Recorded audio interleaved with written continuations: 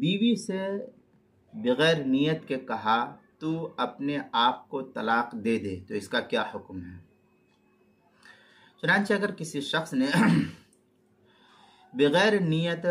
طلاق کے بیوی سے کہا تو اپنے آپ کو طلاق دے دے،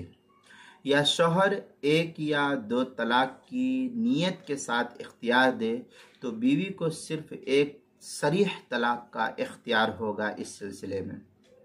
اور اگر بیوی نے 3 طلاق کو اختیار کر لیا اور شوہر نے بھی نیت کر لی ہے 3 کی، تو اب تینوں طلاقیں اس صورت میں واقع ہو جائے گی۔ چنانچہ در مختار میں ہے لو قال لها طلقی نفسکی ولم ینوی او نوا واحدۃ او سنتین فی الحرہ فطلقت